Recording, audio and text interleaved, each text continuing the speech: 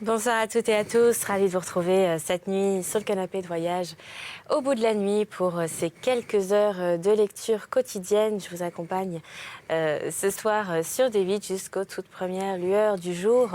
Je vous propose ce soir de poursuivre, enfin plutôt cette nuit, de poursuivre un récit de Jules Verne qui s'appelle La ville flottante, un roman qui se passe à la fin du 19e siècle et qui raconte le quotidien de différents personnages à bord d'un paquebot de luxe qui s'appelle le Great Eastern, qui donc va traverser l'Atlantique.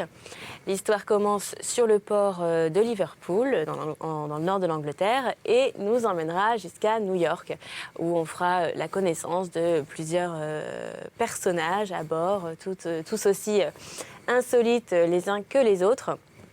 Et vous verrez qu'il se passera des choses, des événements assez mystérieux et énigmatiques, notamment, par exemple, un des capitaines qui aurait péri noyé, un passager qui se serait égaré dans les profondeurs du navire, un mécanicien qui aurait même été soudé dans la boîte à vapeur. Mais vous verrez qu'il y aura aussi des histoires d'amour, d'amitié qui se créeront entre certains des personnages. Enfin, en tout cas, une traversée qui nous réserve bien des surprises. Je vous propose tout de suite d'embarquer avec nous à bord de cette version insolite de la croisière. S'amuse, restez avec nous. On est ensemble sur D8 jusqu'au bout de la nuit. Très bon voyage à toutes et à tous. Le 18 mars 1867, j'arrivais à Liverpool. Le Great Eastern devait partir quelques jours après pour New York. Je venais prendre passage à son bord, voyage d'amateurs, rien de plus. Une traversée de l'Atlantique sur ce gigantesque bateau me tentait. Par occasion, je comptais visiter le North America, mais accessoirement, le Great Eastern d'abord. Le pays célébré par Cooper ensuite. En effet, ce steamship est un chef-d'œuvre de construction navale. C'est plus qu'un vaisseau, c'est une ville flottante. Un morceau de comté, détaché du sol anglais, qui après avoir traversé la mer va se souder au continent américain. Je me figurais cette masse énorme emportée sur les flots, sa lutte contre les vents qu'elle défie, son audace devant la mer impuissante, son indifférence à la lame, sa stabilité au milieu de cet élément qui secoue comme des chaloupes, les Warriors et les Solferino. Mais mon imagination s'était arrêtée en deçà. Toutes ces choses, je les vis cependant, cette traversée. Et bien d'autres encore qui ne sont plus du domaine maritime.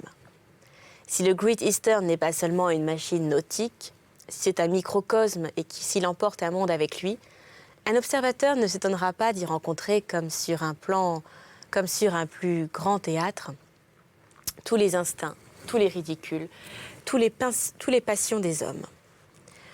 En quittant la gare, je me rendis à l'hôtel Adelphi. Le départ du Great Eastern était annoncé pour le 20 mars. Désirant suivre les derniers préparatifs, je fis demander au capitaine Anderson, commandant du steamship, la permission de m'installer immédiatement à bord. Il m'y autorisa fort obligeamment. Le lendemain, je descendis vers les bassins qui forment une double lisière de docks sur les rives de la Mersey. Les ponts tournants me permirent d'atteindre le quai du New Prince, sorte de radeau mobile qui suit les mouvements de la marée. C'est une place d'embarquement pour les nombreux boats qui font le service de Birkenhead, annexe de Liverpool, située sur la rive gauche de la Mersey. Cette Mersey, comme la Tamise, n'est qu'une insignifiante rivière, indigne du nom de fleuve, bien qu'elle se jette à la mer. C'est une vaste dépression du sol, remplie d'eau. Un véritable trou que sa profondeur rend propre à recevoir des navires du plus fort tonnage. Tel le Great Eastern, auquel la plupart des autres ports du monde sont rigoureusement interdits.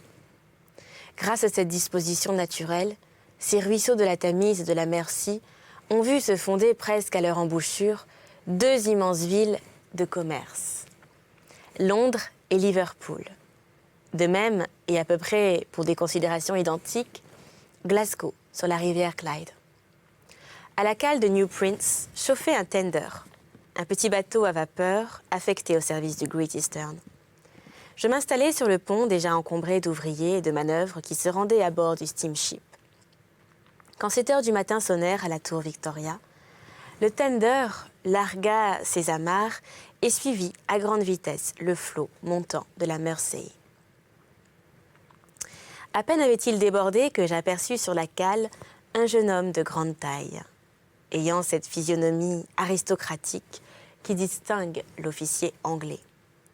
Je crus reconnaître en lui un de mes amis, capitaine à l'armée des Indes, que je n'avais pas vu depuis plusieurs années.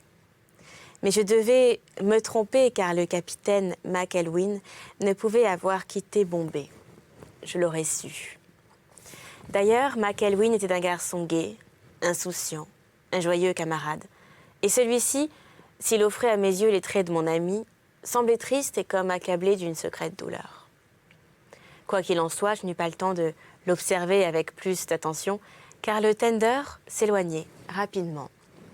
Et l'impression fondée sur cette ressemblance s'effaça bientôt dans mon esprit. Le Great Eastern était mouillé à peu près à 3000 en amont, à la hauteur des premières maisons de Liverpool. Du quai de New Prince, on ne pouvait l'apercevoir. Ce fut au premier tournant de la rivière que j'entrevis sa masse importante. On eût dit une sorte d'îlot à demi estompé dans les brumes. Il se présentait par l'avant, ayant évité au flot. Mais bientôt le tender prit du tour et le steamship se montra dans toute sa longueur. Il me parut ce qu'il était, énorme.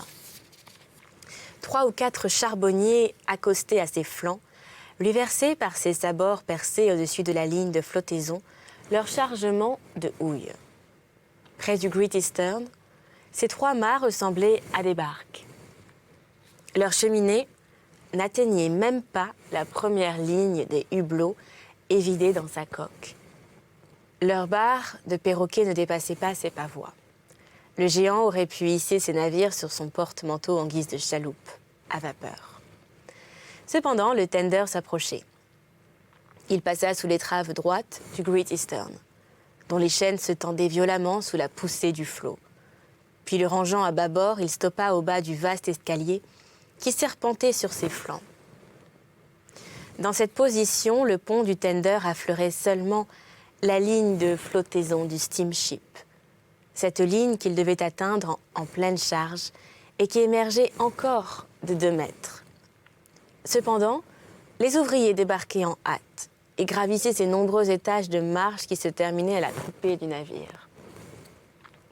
Moi, la tête renversée, le corps rejeté en arrière, comme un touriste qui regarde un édifice élevé, je contemplais les roues du Great Eastern.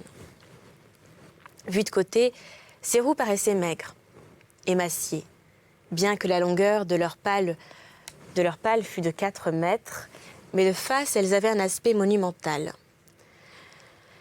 Leur élégante armature, la disposition du solide moyeu, point d'appui de tous les systèmes, les étrésillons entrecroisés destinés à maintenir l'écartement de la triple jante, cette auréole de rayons rouges, ce mécanisme à demi perdu dans l'ombre des larges tambours qui coiffaient l'appareil, tout cet ensemble frappait l'esprit et évoquait l'idée de quelque puissance farouche et mystérieuse.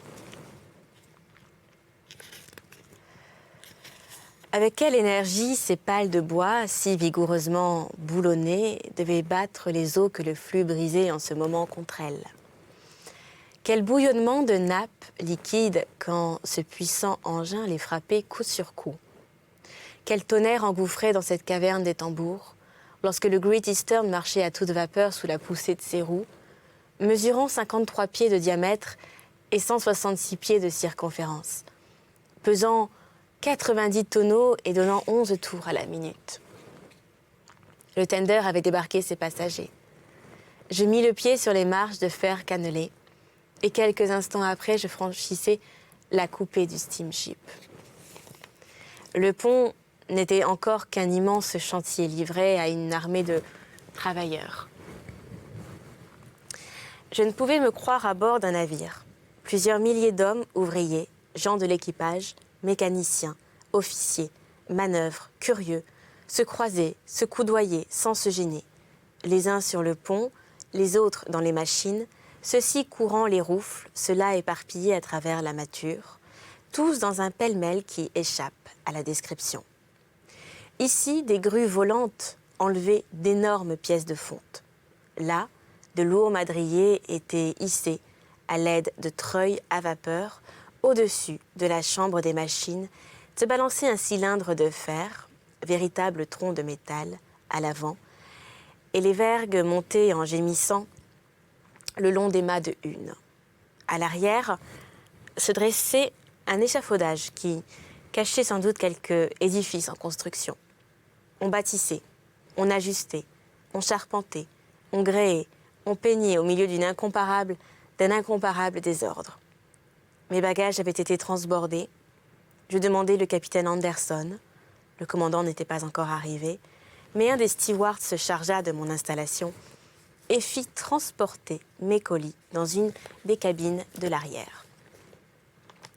Mon ami, lui dis-je, le départ du Great Eastern était annoncé pour le 20 mars, mais il est impossible que tous ces préparatifs soient terminés en 24 heures.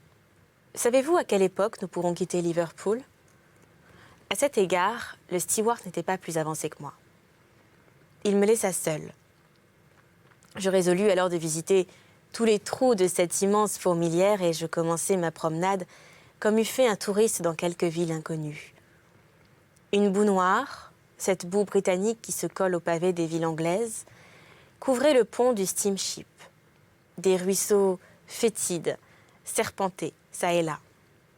On se serait cru dans un des plus mauvais passages d'Upper Thames Street, aux abords du pont de Londres. Je marchais en rasant ces roufles qui s'allongeaient sur l'arrière du navire. Entre eux et les bastingages de chaque côté se dessinaient deux larges rues, ou plutôt deux boulevards qu'une foule compacte encombrait. J'arrivais ainsi au centre même du bâtiment, entre les tambours réunis par un double système de passerelles. Là s'ouvrait le gouffre destiné à contenir les organes de la machine à roues. J'aperçus alors cet admirable engin de locomotion. Une cinquantaine d'ouvriers étaient répartis sur les claires-voies métalliques du bâti de fonte. Les uns accrochés aux longs pistons inclinés sous des angles divers, les autres suspendus aux bielles, ceux-ci ajustant l'excentrique, ceux-là boulonnant au moyen d'énormes clés les coussinets des tourillons. Ce tronc de métal qui descendait lentement par les coutilles, c'était un nouvel arbre de couche destiné à transmettre aux roues le mouvement des bielles. De cet abîme sortait un bruit continu fait de sons aigres et discordants. Après avoir jeté un rapide coup d'œil sur ces travaux d'ajustage, je repris ma promenade et j'arrivai sur l'avant. Là, des tapissiers achevaient de décorer un assez vaste roufle désigné sous le nom de « smoking room ». La chambre à fumer, le véritable estaminet de la ville flottante, magnifique café éclairé par 14 fenêtres, plafonné blanc et or et lambrissé de panneaux en citronnier. Puis, après avoir traversé une sorte de petite place triangulaire que formait l'avant du pont, j'atteignis l'étrave qui tombait d'aplomb à la surface des eaux. De ce point extrême, me retournant, j'aperçus dans une déchirure des brumes à l'arrière du Great Eastern à une distance de plus de 2 hectomètres. Ce colosse mérite bien qu'on emploie de tels multiples pour en évaluer les dimensions. Je revins en suivant le boulevard de tribord, passant entre les roufles et les pavois, évitant le choc des poulies qui se balançaient dans les airs et le coup de fouet des manœuvres que la brise cinglait çà et là, me dégageant ici des heurts d'une grue volante.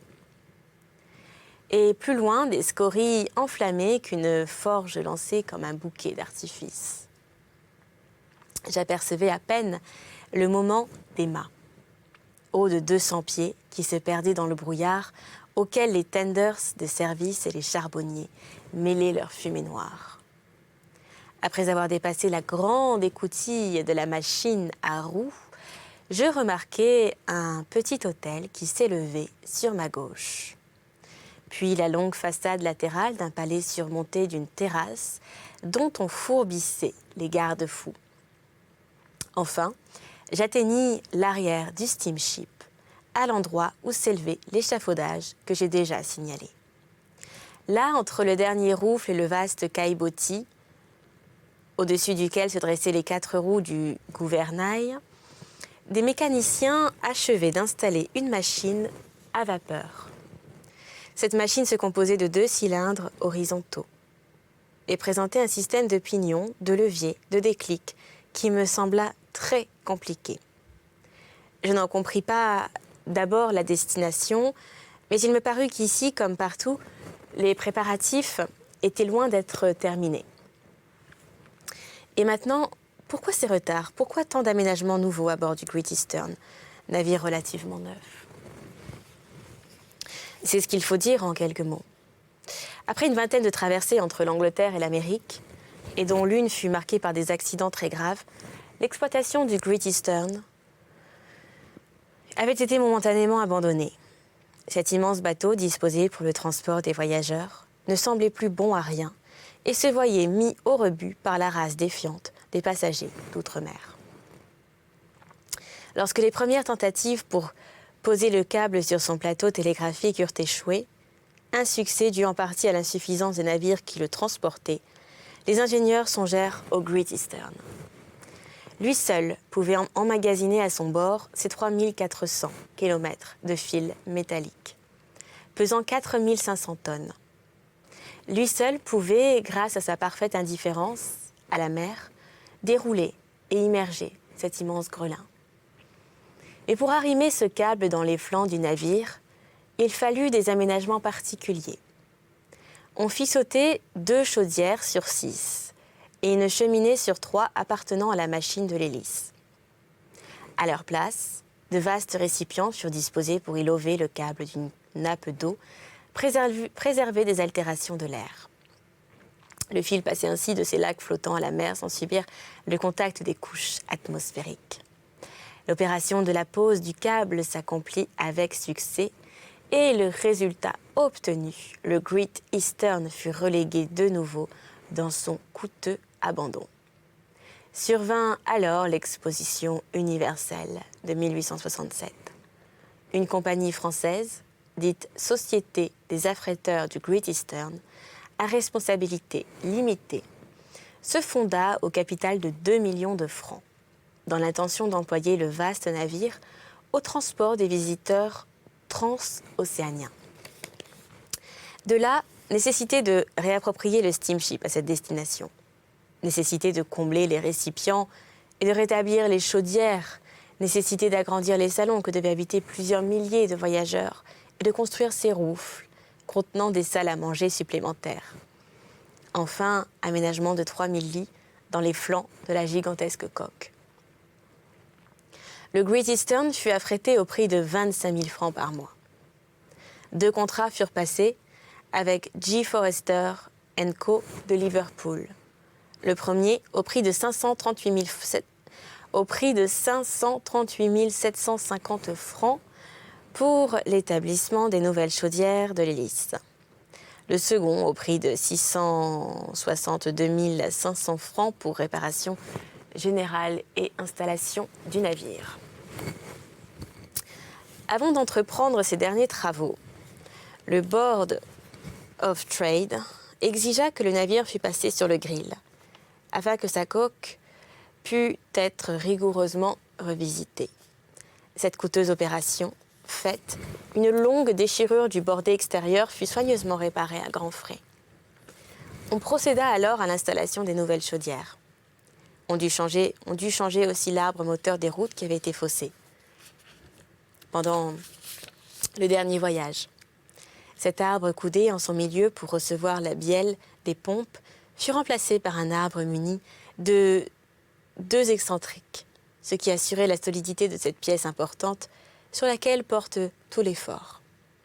Enfin, et pour la première fois, le gouvernail allait être mu par la vapeur. C'est à cette délicate manœuvre que les mécaniciens destinaient la machine qu'ils ajustaient à l'arrière. Le timonier, placé sur la passerelle du centre, entre les appareils à signaux, des roues et de l'hélice, avait sous les yeux un cadran pourvu d'une aiguille mobile qui lui donnait à chaque instant la position de sa barre. Pour la modifier, il se contentait d'imprimer un léger mouvement à une petite roue mesurant à peine 1 pied de diamètre et dressée verticalement à portée de sa main. Aussitôt, des valves s'ouvraient. La vapeur des chaudières se précipitait par de longs tuyaux de conduite dans les 2 cylindres de la petite machine. Les pistons se mouvaient avec rapidité. Les transmissions agissaient. Le gouvernail obéissait instantanément. À cette rose irrésistiblement entraînée. Si ce système réussissait, un homme gouvernerait d'un seul doigt la masse colossale du Great Eastern. Pendant 5 jours, les travaux continuèrent avec une activité dévorante. Ces retards nuisaient considérablement à l'entreprise des affréteurs, mais les entrepreneurs ne pouvaient faire plus. Le départ fut irrévocablement fixé au 26 mars. Le 25, le pont du steamship était encore encombré de tout l'outillage supplémentaire. Ce sera la fin pour cet épisode, mais je vous retrouverai prochainement pour la suite de Une ville flottante de Jules Verne. D'ici là, portez-vous bien. N'oubliez pas de nous retrouver sur les réseaux sociaux en tapant #VBN ou également de nous revisionner en replay sur le site de la chaîne www.d8.tv. Quant à moi, eh bien, je vous embrasse. Je vous souhaite une très belle nuit ou une bonne journée pour ceux parmi vous qui se lèvent. Et on se retrouve très bientôt pour la suite.